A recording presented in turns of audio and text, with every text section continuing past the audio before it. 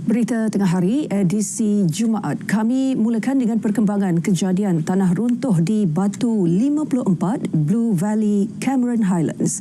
Seorang mangsa tertimbus berjaya ditemukan manakala operasi mencari dan menyelamat 4 lagi mangsa sedang giat dijalankan.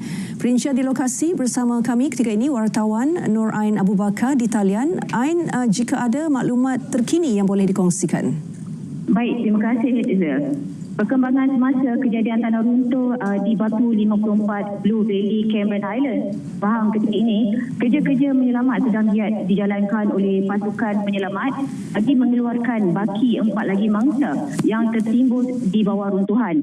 Mangsa dipercayai 5 warga Myanmar terdiri daripada 4 lelaki dewasa dan seorang wanita dewasa. Seorang mangsa lelaki dewasa berjaya dikeluarkan pada pukul 6.27 pagi tadi. Difahamkan juga mangsa terlibat berumur antara 25 hingga 56 tahun.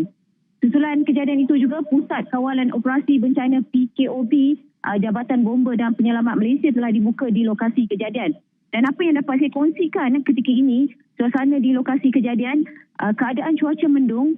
Hujan sebelah pagi tadi telah menyebabkan tanah lembap dan sedikit sebanyak menyukarkan operasi mencari dan menyelamat mangsa tertimbus. Selain itu, anggota penyelamat juga berdepan dengan cabaran apabila terpaksa berjalan kaki sejauh 3 km ke lokasi kejadian.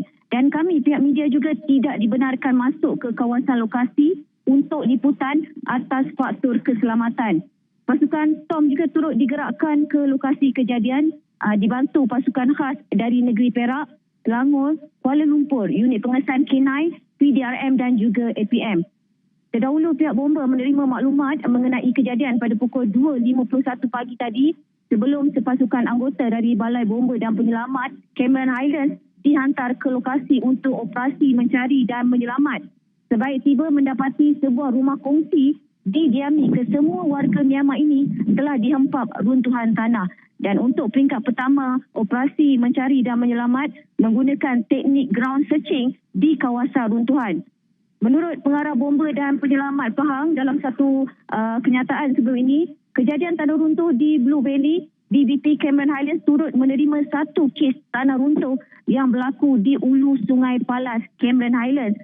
Kejadian berlaku berhampiran satu blok 4 pintu rumah pada jam 9.33 malam semalam dan kejadian tidak membabitkan kemusnahan harta benda dan kemalangan jiwa. Jadi saya kira setakat itu dulu untuk perkembangan semasa kejadian tanah runtuh di Batu 54 Blue Valley, Cameron Highlands ini.